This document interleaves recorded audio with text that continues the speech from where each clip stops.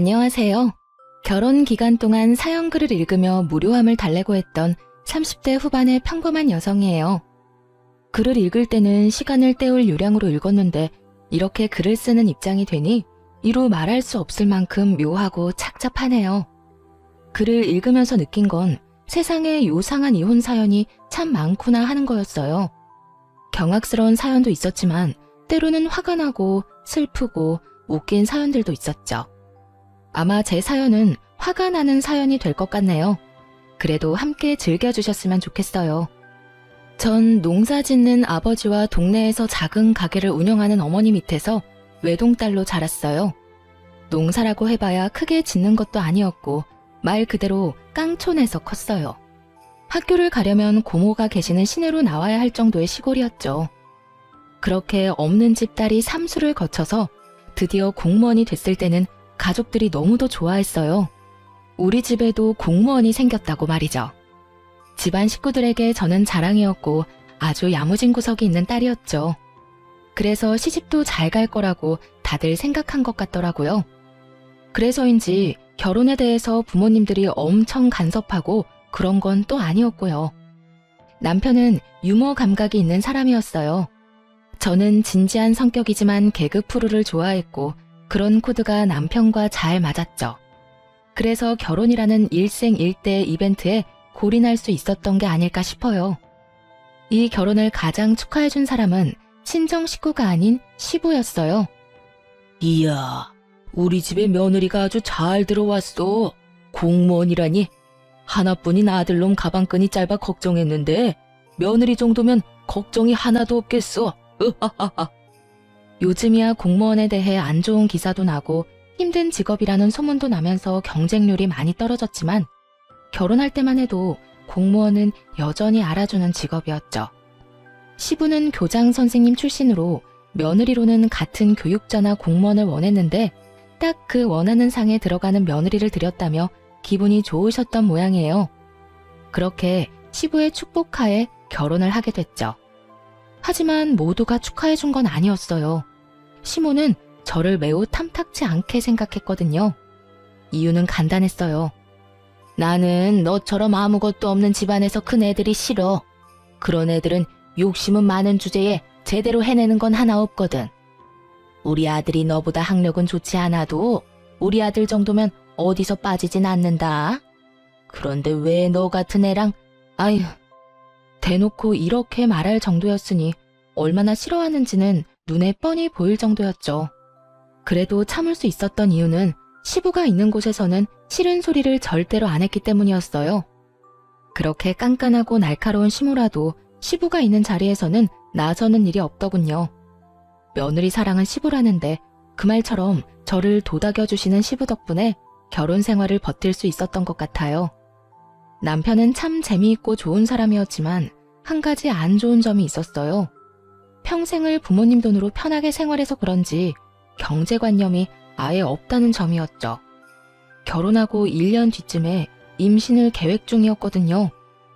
빠르면 빠를수록 좋다고 생각했기 때문에 신혼부부를 대상으로 한 임신 전 검사며 이것저것 알아보는데 가장 중요한 게 뒤늦게 생각나더군요. 애를 낳으면 육아휴직을 쓸 텐데 그때 돈이 부족하면 어쩌나 하는 생각이요. 그래서 남편에게 넌지시 물었죠. 여보, 슬슬 돈 좀 아껴보는 게 어때? 그게 아니라면 좀 계획적으로 써보자. 지금 이 상태면 우리 임신하는 거 무리야. 육아휴직 급여가 생각보다 적어서 우리 생활비 충당이 안 되거든. 물론 남편이 줄였으면 가능한 일이었지만 그걸 굳이 말하지는 않았어요. 화를 돋우는 게 목적도 아닐 뿐더러 싸우고 싶지도 않았으니까요. 설득을 위해서는 조심스러울 필요가 있었죠. 그런데 남편은 진심으로 왜 그래야 하는지를 모르는 표정으로 되묻더군요. 육아휴직? 돈 없으면 엄마나 아빠한테 달라고 하면 되지 뭐가 걱정이야. 내가 다 알아서 받아줄게. 그 말을 듣는데 한숨부터 나왔어요. 시부가 돈이 꽤 많다는 건 알고 있었죠. 결혼할 때 그것 때문에 고민도 꽤 했었거든요. 시댁과 친정의 경제 수준이 차이가 나서 결혼이 안 될 수도 있겠다고 생각했는데 그래도 제 직장 덕분에 잘 성사될 수 있었던 거였고요. 남편은 평생을 시부와 시모에게 돈을 받아가며 생활해서 그런지 부모님에게 돈을 타서 쓰는 거에 별다른 생각이 없더군요. 하지만 저는 대학생 때부터도 앞가림은 스스로 해야 했고 필요한 돈은 알아서 버는 게 생활이 된 사람이었죠. 어른들에게는 돈을 받는 것보다는 주는 게 더 일상적인 사람이었고요. 솔직히 남편의 말대로 시부모 돈으로 살 수도 있었어요. 하지만 사람 일이라는 게 모르잖아요. 그 두 분에게 갑자기 무슨 일이 생겨서 가진 돈을 모두 잃게 될 수도 있고 아니면 하루아침에 그 돈이 휴지 조각이 될 수도 있을 텐데 미리 조심하고 노후 대책을 세우는 게 좋지 않겠어요? 그런데 남편은 그런 생각은 일절도 안 하더군요. 이 성격을 고치지 않으면 늙어서까지 고생하겠다 싶어서 이참에 이런 생각 자체를 고치길 바랬죠. 나 정말로 궁금한 게 있는데 당신은 그 월급을 다 어디에다 써? 나한테 생활비 주는 거 말고는 순식간에 다 써버리잖아. 그거? 골프 치러 가거든 내 친구들하고. 내기 골프 치는데 내가 매번 지는 바람에 매번 돈이 몇십만 원씩 날아가지 뭐야? 그래도 요즘에는 승률이 오르고 있으니까 나중에는 나도 받아먹을 수 있을 거야. 행복한 상상을 하는 듯 온몸으로 골프 치는 행위를 흉내내는 남편 놈을 보며 속이 부글부글 끓었네요. 남편은 잘 치지도 못하는 골프를 치고 다니는 것도 모자라 내기를 하며 골프를 쳤더라고요. 그게 자기를 뜯어먹으려는 지인들 속셈인지도 모르고 말이죠. 그걸 알기에 매번 남편의 골프를 말렸지만 남편은 스트레스 해소 목적이라며 들은 척도 하지 않았죠. 흥청망청 써대는 돈이 한 달에 200만 원이 훌쩍 넘어갔어요. 생활비보다 골프에 쓰는 돈이 더 많았죠. 근데 당신 아무리 생각해도 월급 가지고는 그 골프 비용 감당 안 될 텐데? 돈이 어디서 나는 거야? 설마 나 몰래 비상금이라도 만들어? 비상금의 규모 정도가 아니었지만 그렇게 물을 수밖에 없었어요. 엄마한테 달라고 하면 주시는데 그래서 내가 그랬잖아. 걱정하지 말라고. 엄마는 내가 말만 하면 주신다니까. 그럼 나 육아휴직으로 100만 원 넘게 월급 못 받으면 당신이 어머님한테 받아줄 거야? 지금 어머님한테 매달 100만 원씩 받는 거 그거 나한테 준다고? 아니, 그건 그거고 육아휴직으로 못 받는 돈은 따로지. 계산 좀 확실하게 해 여보. 200만 원은 받아야 각이 나오지. 정신 나갔어? 어느 자식이 결혼하고 나서 매달 200만 원씩 부모님한테 용돈을 타줬어. 너 그 돈 아껴서 돈 모을 생각은 없어? 노후 대책 이런 거 없냐고. 그런 걸 왜 해? 아버지 돌아가시면 아버지 재산 다 내 건데 그거 평생 써도 다 못 쓸걸? 평생은커녕 10년 안에 그 돈이 없어질 수 있다는 걸 모르는 건 아니지? 한심하게 남편 놈을 쳐다봤어요. 이런다고 해결될 문제가 아니더라고요. 임신을 미루고서라도 이 문제는 확고히 해야 한다고 생각할 정도였으니까요. 하지만 운명의 장난인지 꼭 이럴 때 임신이 되더군요. 막상 임신 사실을 알고 나니 아이를 위해서라도 어떻게든 해야겠다 싶었죠.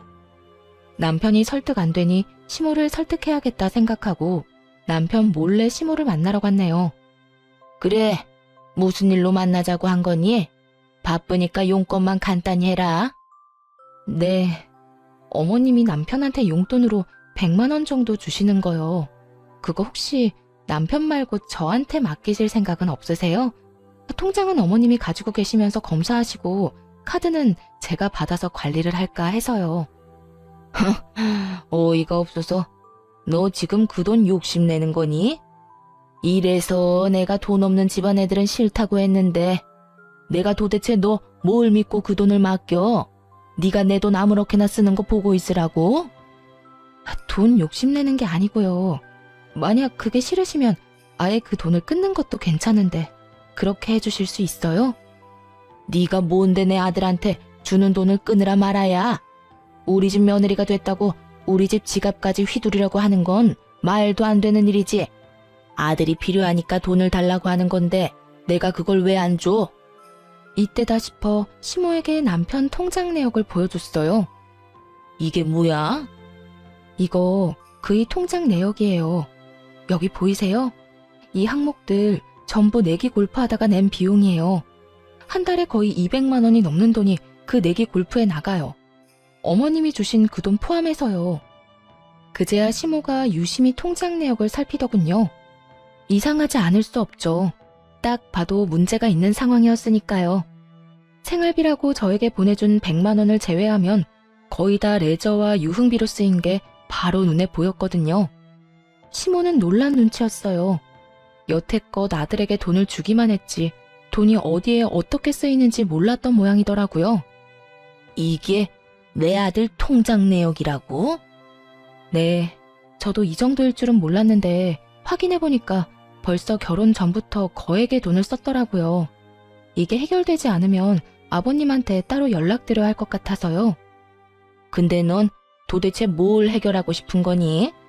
우리 아들이 돈 낭비가 심하다는 건 알겠지만 그렇다고 내가 돈을 안 주면 너희 집 생활도 부족한 거 아니야? 어차피 남편이 주는 생활비는 100만 원으로 고정되어 있고 저는 제가 내는 생활비 더해서 생활하면 돼요. 물론 돈을 모으는 게 제일 좋은데 그게 지금 안 되니까 어머님이 남편한테 돈 좀 모으라고 이야기 좀 해주시면 더 좋고요. 시모는 제가 남편의 낭비를 막아달라고 말하는 것에 꿍꿍이가 있다고 생각하는 것 같았어요.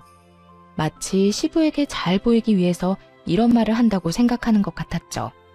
탐탁치 않은 표정으로 그러더군요.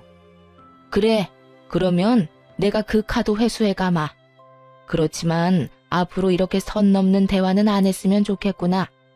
아들이 이렇게 돈을 흥청망청 쓰는 걸 알았으니 내가 봐주는 거야. 넌 며느리일 뿐이고 우리 집 돈에 관여할 자격은 없어. 알았니? 시모는 그렇게 경고하듯 말하고는 저를 쫓아냈고요. 뭐 나쁘지 않은 수학이었죠.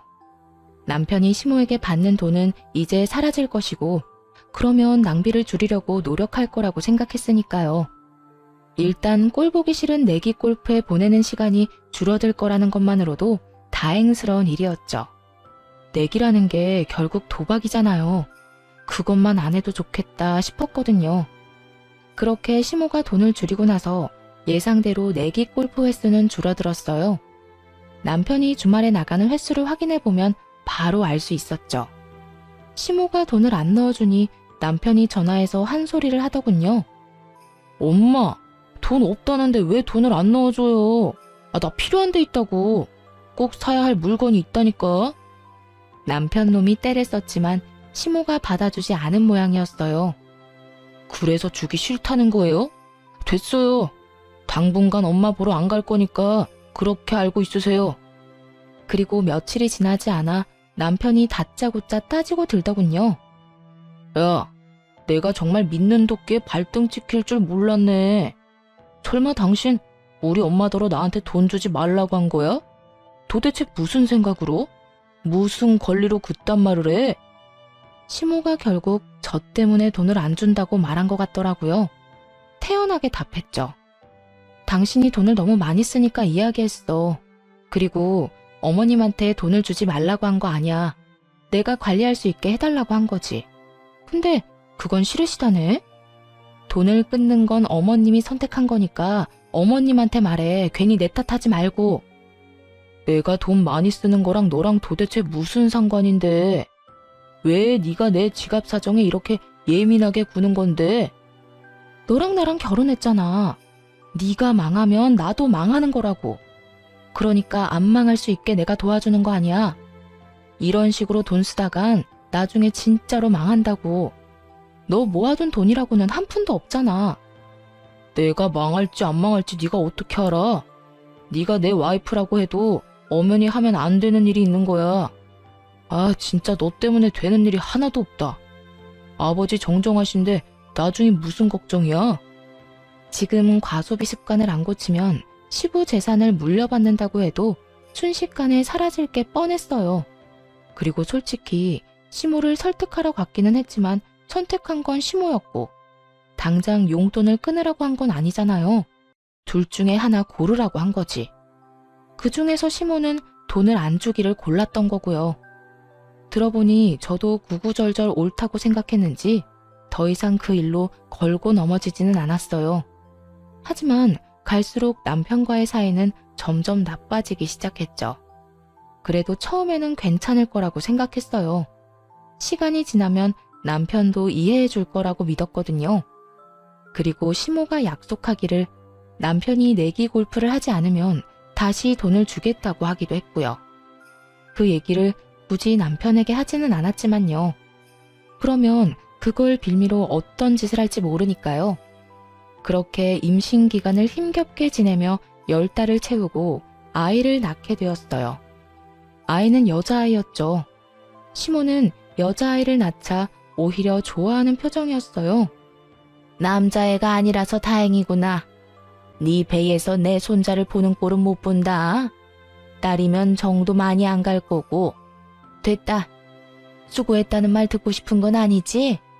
옛날에는 딸 낳으면 미역국도 못 먹었어. 기분도 나빴고 서럽기도 했어요. 예쁘게만 보이는 아이인데 시모에게 저런 이야기를 들어야 하다니. 굳이 이렇게까지 할 말인가 싶다가도 시부의 말에 마음이 풀리곤 했어요. 시부는 자타가 공인하는 손녀딸 바보였거든요.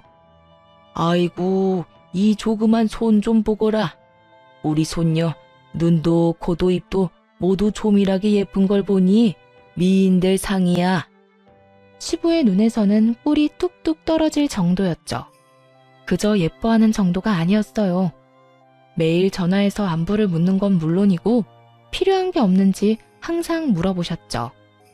괜찮다고 아무리 말해도 오실 때마다 한가득 선물을 준비해 오시고는 했고요. 한 번은 시부에게 물었던 적이 있었어요. 그렇게 손녀가 예쁘냐고 그랬더니 그러시더군요. 다르지? 시커먼 아들놈이랑은 전혀 느낌이 달라. 우리 집에 아들 하나 있는 거 그거 키울 때 내가 얼마나 고생을 많이 했는데. 어릴 때는 귀엽기나 했지 조금 크고 나니 머리 커졌다고 아버지 말은 듣지도 않고. 그럴 때마다 얼마나 속상했는지. 딸 있는 집 친구들이 얼마나 부러운지 몰랐다.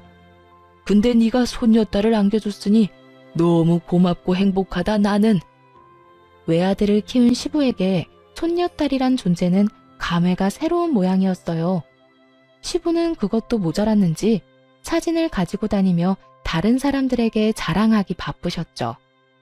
그런 시부의 모습을 가장 못마땅하게 생각한 것은 바로 시모였어요. 아니, 당신은 자기 자식 태어났을 때도 그렇게 안 하던 사람이 어떻게 손녀딸한테는 그렇게까지 할 수 있어요? 그것도 차별이에요. 알아요? 뭐가 차별이야? 내가 보기엔 당신이 더 이상해. 어떻게 자식이 낳은 손주가 안 이쁠 수가 있어? 나는 보고만 있어도 또 보고 싶고 돌아서면 또 보고 싶은데 당신은 어떻게 그렇게 무덤덤하냔 말이야. 시부가 그렇게 말할 때마다 시모는 입을 꾹 다물었어요. 하긴 제가 싫다는 말을 시부 앞에서 고지곧대로 할 수 있을 리가 없었죠. 시모도 그 정도 머리는 있는 사람이었거든요. 시부 앞에서 제 욕을 하는 게 나쁜 결과를 부른다는 걸 잘 알고 계셨던 것 같아요. 그러다 어느 날 아기가 200일이 좀 넘었을 때 친정엄마에게 문제가 생겨 병원에 가야 할 일이 있었어요. 엄마는 허름한 2층 주택에 세를 들어 사셨는데 2층에서 1층으로 내려오는 계단이 꽤 가팔랐거든요. 그런데 거기서 내려오다가 굴러버리신 거예요. 병원에 갔더니 다리가 골절됐다더군요. 입원을 해야 하고 수술까지 해야 하는 상황이었죠. 하지만 아이를 데리고 엄마를 케어할 수 없었고 그맘때 아이도 감기 기운이 있어서 병원으로 아이를 데리고 갈 수도 없었어요. 그래서 남편에게 맡기기로 했죠. 그렇게 친정엄마의 수술이 시작되고 아이가 잘 있는지 걱정되기 시작했어요.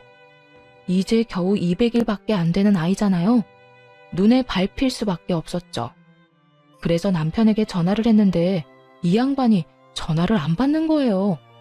몇 번을 해도 통화가 안 되더라고요. 초조하고 이상한 생각이 들어서 어머니가 수술하고 나오자마자 곧바로 어머니에게 양해를 구하고 집으로 돌아왔어요.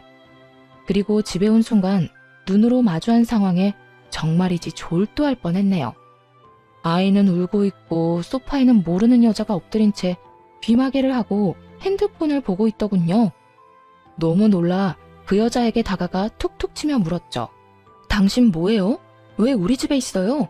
우리 남편은 어디 갔는데요? 그 여자가 깜짝 놀라 일어나는데 얼굴을 보니 앳되더군요. 딱 봐도 사회 초년생으로밖에 안 보였어요.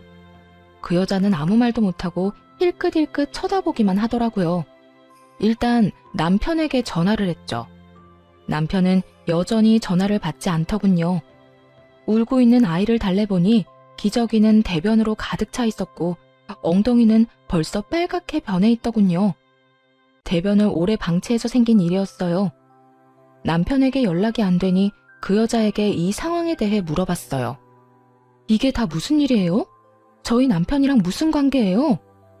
저는 김 대리님이랑 같이 일하는 부하 직원인데요. 김 대리님이 일당 10만 원 하는 아르바이트 있다고 해서 여기 온 거예요. 애만 봐주면 10만 원 준다고 하셔서요. 저희 남편 부하 직원이라고요? 그러면 저희 남편 어디 갔는진 아세요? 잘은 모르겠는데 골프채 챙기시는 것 같던데요. 또 그놈의 골프. 이게 말이나 되나요? 아가씨, 근데 혹시 몇 살이에요? 저 24살이요. 애가 오는데 귀마개를 하고 있으면 어떡해요? 돈 받고 알바하는 거 아니었어요? 적어도 아이를 신경은 써주셔야죠. 달래보려고 했는데 뭐 때문에 애가 우는지 몰라서요. 그냥 놔두면 그친다고 해서 그냥 놔뒀어요. 누가 그런 정신 나간 말을 해요? 김 대리님한테 전화했더니 그냥 놔두면 된다고 하시던데요. 화가 머리끝까지 났어요. 결혼도 안 한 아가씨한테 애를 보라고 한 것도 웃기지만 우리 애를 맡기면서 올 때 그냥 놔두라는 말을 한 것도 정말 어이가 없었죠. 일단은 그 여자아이를 돌려보냈어요. 돈은 남편한테 받으라고 했죠. 그리고 남편이 올 때까지 기다렸어요. 오후 6시쯤 되니 남편이 집으로 들어오더군요. 아마 제가 돌아올 예정이었던 오후 7시보다 살짝 일찍 들어온 것 같더라고요. 본인이 골프 치러 갔다는 걸 들키지 않으려고 말이죠. 남편을 보자마자 따졌어요. 당신 어떻게 그럴 수 있어? 어떻게 모르는 사람한테 우리 애를 맡기고 놀러 갈 수가 있냐고. 게다가 우리 집에. 당신 미쳤어? 200일도 안 되는 애를 다른 사람 손에 맡길 생각이 들어? 애는 괜찮네. 그러면 된 거 아니야? 별일 없었으면 된 거지. 뭘 그렇게 따지고 난리야. 피곤하니까 나중에 말하자. 괜찮긴 뭐가 괜찮아. 너 애가 어떤 상황이었는지 알고나 하는 말이야? 그 여자애, 당신 부하 직원은 애 우는데 귀마개를 하고 핸드폰을 하고 있더라. 너 이게 정상이야? 애 엉덩이에 발진까지 생겼어. 도대체 몇 시간을 그렇게 방치했는지 알 수가 없다고. 약 바르면 되잖아, 약. 그거 가지고 왜 나한테 그래? 애를 제대로 못 본 내 부하 직원 탓이지. 그 여자애한테 애를 맡긴 게 너잖아. 아니, 애를 키워본 적도 없는 사람한테 애를 보게 해? 그것도 그렇게 갓난쟁이를.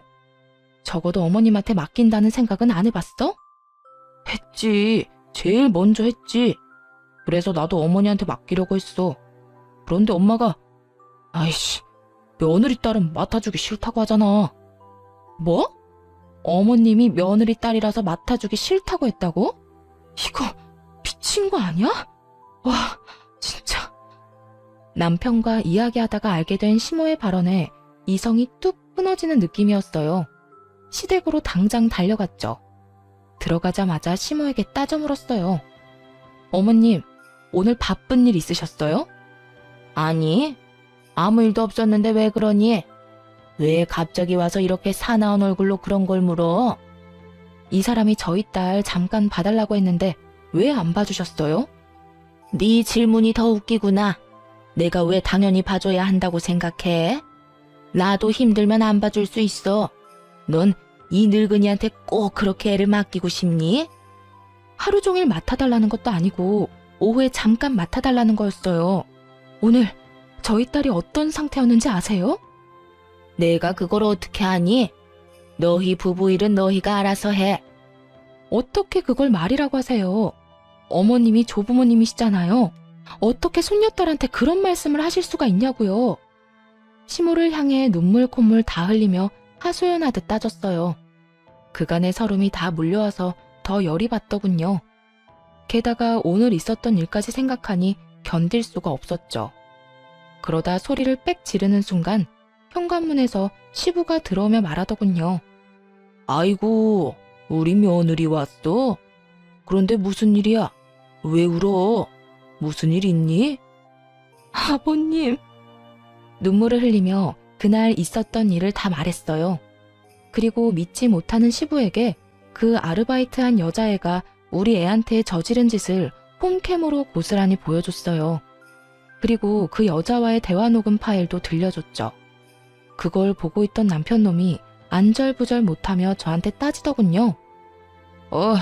왜 나한테 그래? 애 안 봐준 거는 엄마잖아. 뭐 때문에 우리가 이렇게 된 건데? 걔가 그렇게 애를 못 볼 줄 내가 알았어? 그냥 나는 돈 주고 애 봐달라고 시킨 것 뿐이라고. 왜 나한테 그러는 건데? 아예 뭐가 잘못됐는지 자체를 모르더군요. 남편에게 말했어요. 됐어. 나 더 이상 당신이랑 살고 싶지 않아. 그러니까 우리 이혼해. 결국 제 입에서 이혼 얘기가 나오자 시부의 얼굴이 시뻘겋게 달아올랐어요. 그러더니 남편놈 귀를 잡아당기며 화를 내시더라고요. 넌 도대체 뭐 하는 인간이냐? 넌 뭔데 네 자식을 저 따위로 취급을 해? 내 귀한 손주 왜 저런 취급받게 만들어? 네가 인간이야? 네가 그러고도 아빠냐고? 시부가 남편의 등짝을 두드려 패더군요. 이제와 두드려 맞은들 제 마음은 이미 갈기갈기 찢겼고 저 자식을 내 아이의 아빠로 두는 것조차 소름 끼치게 싫었죠. 시부는 계속해서 남편에게 물었어요. 너 애 아파서 저러고 있는데 어디 갔었어? 등을 맞으면 억울해하던 남편이 갑자기 입을 꾹 다물더군요. 안 봐도 뻔하죠. 골프채를 챙겼으면 골프를 하러 간 게 아니겠어요? 그리고 그것도 그렇게 좋아하던 내기 골프였을 거고요. 제가 대신 시부에게 말했어요. 아마 내기 골프 갔을 거예요. 그것 때문에 얼마 전에도 마찰이 있었거든요. 생활비로 나가는 돈 빼고는 거의 다 내기 골프에 써서요. 오늘도 거기 간 것 같더라고요. 이 말에 시부가 기가 막힌 듯 남편을 쳐다봤어요. 경악하는 눈빛으로요. 까도 자꾸만 나오는 남편놈의 기행에 시부가 놀란 모양이었어요. 그럼 너 돈은 어디서 나서 그렇게 펑펑 쓰고 다녀? 며느리 생활비는 제대로 주는 거 맞아? 응? 그 돈은 엄마가 나한테 준 거라고요. 나한테 뭐라고 하지 마세요. 아니, 내가 받은 돈으로 골프 쳤다는데 왜 난리냐고요. 뭐 돈 빌려서 골프 치러 다닌 줄 아세요? 돈 없을 때 부모 돈 쓰는 거 당연한 거잖아요. 남편 대답에 기가 막힌 시부가 시모에게 따져 물었어요. 당신은 도대체 무슨 돈이 있어서 애한테 돈을 준 거야?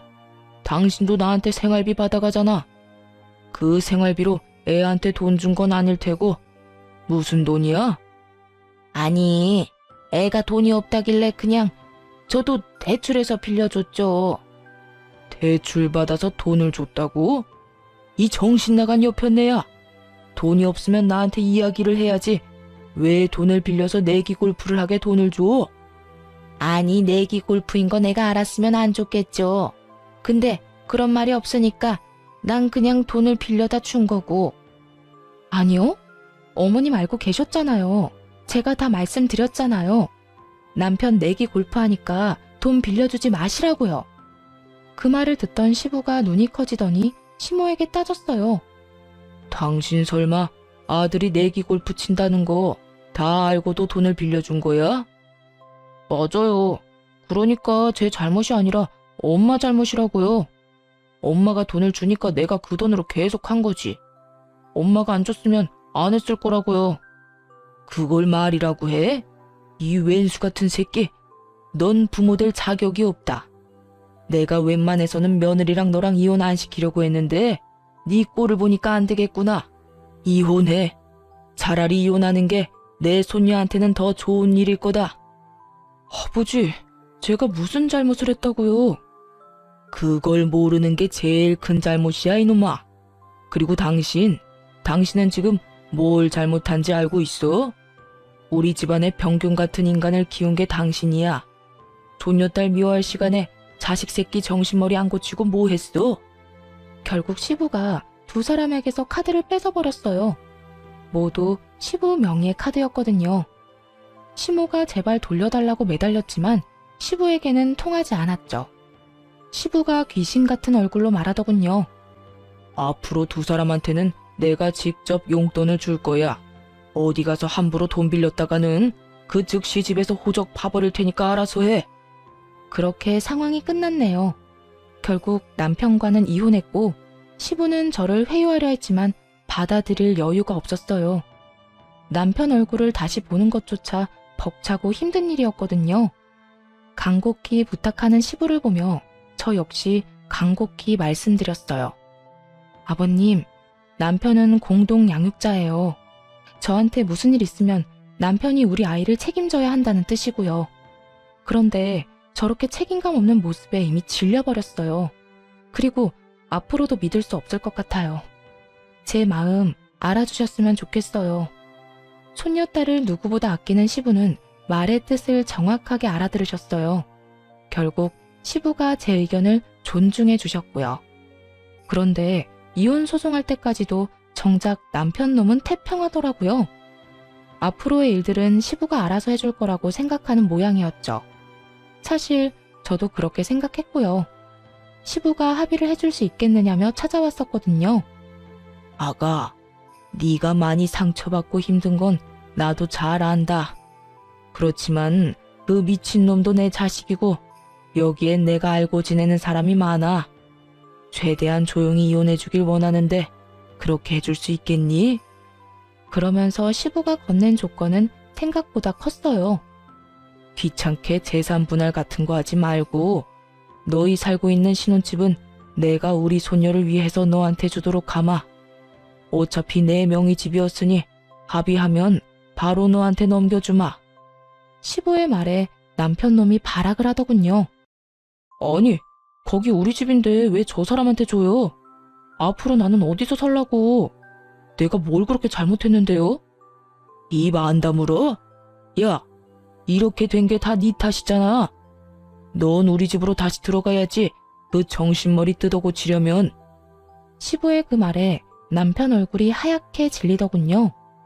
제 버릇에 시부와 함께 사는 게 얼마나 힘든 일이겠어요. 생각해보니 결혼하고 나서 시부에 대해 남편이 하는 말을 돌이켜보면 좋은 말은 거의 없었어요. 전부 다 꼰대라거나 고지식하다거나 잔소리가 심하다는 말들이었죠. 그리고 그런 것들은 남편이 죄다 싫어하는 거였고요. 남편이 싫어하든 말든 이미 저는 이혼한 사람이고 제가 알 바 아니지만요.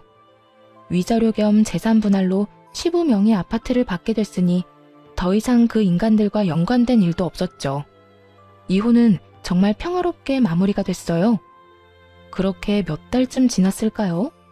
아이와 둘이서 잘 살고 있었는데 몇 달 뒤 전시댁이 발칵 뒤집어지는 사건이 발생하게 됐어요. 친정엄마가 집에 오셨는데 살짝 흥분된 얼굴이시더라고요. 엄마, 무슨 일 있어?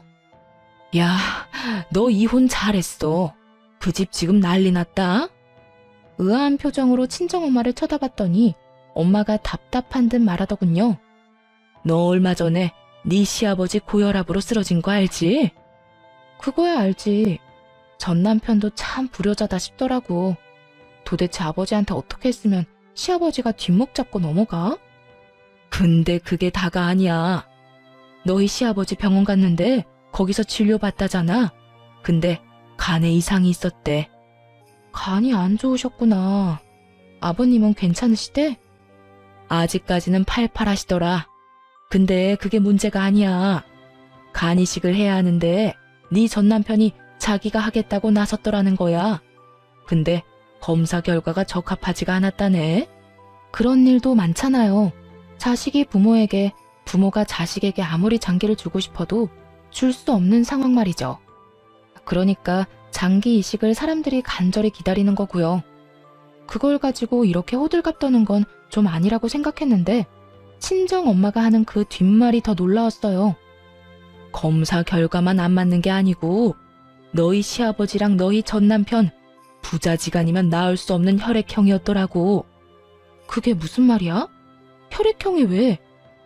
너희 시아버지가 O형인데 네 전 남편이 AB형이었더라. 알기로는 남편이 A형이었거든요. 너희 시아버지가 몰래 자기 아들이랑 친자 검사를 했나 보더라고. 근데 결과가 친자가 아닌 걸로 밝혀져서 너희 시어머니를 쥐잡듯 잡았대. 처음에는 애가 바뀐 걸 의심해서 친자 검사하라고 했는데 너희 시어머니가 절대 친자 검사 안 한다고 버텼다네. 진짜? 저야말로 충격이었어요. 시부가 제 아이를 그렇게나 좋아했으니 더했죠. 아마 이혼 전에 이 사실이 밝혀졌으면 살고 있는 이 집도 못 받고 길거리로 나앉았을 거예요. 그래. 근데 결국 너희 시어머니도 친자 검사했는데 둘은 모자 관계였다네. 결국 네 전 남편이 네 시어머니의 외도 증거가 된 거 아니니? 아버님 속이 말이 아니시겠네. 손녀딸을 그렇게 좋아하셨는데 아들이 자기 자식이 아니었다니. 근데 딱히 그렇지만도 않은가 보더라고. 남들 말로는 오히려 후련해 했다는데? 왜 후련해? 막 싸운 거 아니야? 진자식 아닌 거 알고 바로 네 시어머니와 이혼하고 아들 자기 자식 아니라고 소송했다더라고. 뭐라더라? 저런 후레자식이 내 자식이 아닌 게 당연하다고 했다던데? 그 이야기를 듣자 그제야 시부가 무슨 생각인지 알게 됐어요.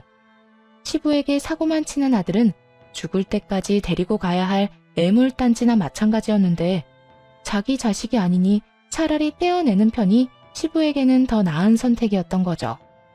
얼마 전 저희 이혼할 때도 아들놈 때문에 아파트를 며느리에게 줘야 했잖아요. 게다가 애물단지 아들 껴안고 살게 됐고 마누라는 마누라대로 지 자식 사고치는 거 막을 생각은 조금도 안 하고 오히려 나쁜 길로 인도하기까지 했으니 시부 입장에서는 둘 다 자기에게 전혀 도움 안 되는 인간들인 거죠. 핏줄이라는 이유로 평생 끌고 갈 짐이 사실은 내 짐이 아니었으니 버리기로 선택한 거고요. 근데 더 웃긴 거 이야기해 줄까? 너희 시어머니랑 네 전 남편, 네 시아버지가 소송 걸고 자기들 떼내려는 거 알자마자 발등에 불 떨어져서 너희 시아버지 찾아와서 울면서 빌었대. 근데 아버님이 받아줄 리 없지. 그 인간들 보는 앞에서 변호사 불러서 유언장 고쳤다고 하더라. 자기 죽으면 모든 재산 기부하겠다고. 네 시어머니는 이혼할 때 받을 재산 분할 기대하고 있었던 모양인데 너희 시아버지가 그 재산들 다 형제들한테 증여해버렸다네. 결국 이혼한 시모 앞으로 남은 건 갚아야 할 위자료와 전 남편이 열심히 땡겨 쓴 대출뿐이었죠. 그 이야기를 들으니 시부에게는 참 안타까운 마음이 들었고 남편 놈과 시모에게는 고소한 기분이 들었어요. 시부 하나 믿고 빨대 꽂던 두 모자가 버림받은 걸 보니 제 속이 다 시원하기도 했고요. 그런데 그 이야기를 들은 지 열흘쯤 뒤에 전 남편과 시모가 연락을 해오더라고요. 무슨 일이야? 무슨 일이긴. 집에 없던데 혹시 무슨 일 있는 건 아니지? 아, 집. 이 인간들이 제가 살던 집에 찾아간 모양이더군요. 하긴 시부에게 쫓겨나고 자기 자식 아닌 것까지 소송당했는데 그 집에서 살게 해주지 않았을 테죠. 그렇게 쫓겨나고 지금까지는 자존심 때문에 연락도 안 하다가 이제와 급해졌는지 연락한 모양이었어요. 우리 집에는 왜 찾아온 거야? 그게 나랑 우리 엄마 지금 갈 곳이 없어서 그런데 거기서 좀 머무를 수 없을까 하고. 당신 월급을 내가 몰라? 400만 원 가까이 버는데 월세라도 얻어. 보증금 없이 월세 많이 내면 들어갈 수 있을 건데? 나도 그러려고 했지. 그런데 엄마가 진 빚 때문에 내가 이러지도 저러지도 못해. 그 빚만 없어도 어떻게든 할 수 있을 건데. 야, 그게 왜 내 빚이야? 그 돈 온전히 너한테 다 들어갔거든? 네가 그딴 내기 골프하느라 다 써놓고 나한테 책임을 떠넘겨? 너야말로 돈 좀 아껴 쓰고 뭐지 그랬어. 네 와이프가 돈 주지 말라고 했을 때 내가 그만뒀어야 했는데. 그럼 왜 줬어요? 내가 내기 골프한다고 와이프가 알려줬다며. 그거 알고도 준 건 엄마 탓이지. 그리고 엄마가 아빠 두고 바람만 안 피웠어도 우리가 쫓겨날 일은 없잖아. 그 이야기가 왜 갑자기 나와? 이렇게 쫓겨나게 된 건 네가 그 양반한테 밉보였기 때문이잖아. 애초에 며느리랑 싸우지만 않았어도 네 아버지가 고혈압으로 쓰러질 일 없었겠지. 그게 왜 내 잘못인데요? 엄마가 아무 남자나 막 만나고 돌아다니다가 이렇게 된 거 아니야.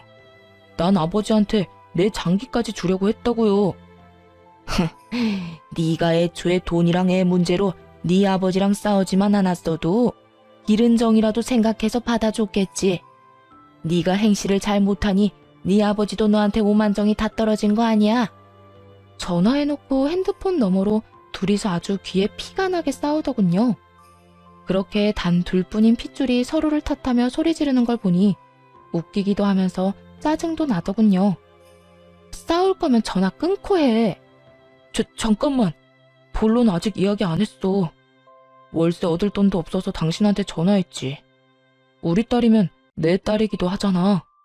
그래도 내 핏줄인데 이렇게 갈라지는 것도 아닌 것 같고. 우리 엄마도 이제 우리 딸 인정할 거고. 우리 딸은 당신 엄마 인정 필요 없어. 끼고 자빠졌네. 야, 네가 뭔데? 너희 엄마가 뭔데? 어디서 내 새끼를 인정하고 말고야? 내 딸이잖아. 나도 내 딸 볼 자격 있어. 그럼 밖에서 봐. 그리고 그 집 이미 내가 팔았거든? 그러니까 그 앞에 죽치고 앉아봐야 소용없어. 뭐? 네가 뭔데 우리 아빠 집을 팔아? 전 남편이 화내며 어이없다는 듯 묻더군요. 애랑 둘이 살기엔 집이 크기도 하고 거기서 이혼을 했으니 재수가 없어서 집을 옮겼거든요. 직장에도 지점을 옮겨달라고 요청해서 친정과 가까운 곳으로 정근까지 신청해서 왔죠. 이제와 생각하니 집을 옮긴 게 정말 잘한 거였더라고요. 처음에는 살던 곳을 떠나는 게 좋은 선택이라고 생각하진 않았거든요. 어쩔 수 없이 이사한 거였는데 다행이었죠. 이 인간들이 들러붙을 상황이 사라졌으니까요. 게다가 상황 파악이 안 되는지 이제는 자기 아빠가 아닌데도 아빠라고 하더군요. 친생부인 소송을 통해 시부가 자기 아버지가 아닌 걸로 확정이 됐는데도 여전히 정신을 못 차린 모양이었죠. 그래서 따끔하게 일침을 놓았네요. 누가 너희 아빠야. 소송하고 아버님이랑 남 됐잖아. 그리고 그 집은 이혼할 때 내가 받은 거거든. 내가 팔든 말든 네가 상관할 바는 아니지. 우리 집에 빌부터 살 생각 때려치워. 나는 당신이랑 당신 엄마 드릴 생각 추호도 없으니까. 진짜 당신까지 이런 식이면. 뭐가 이런 식인데?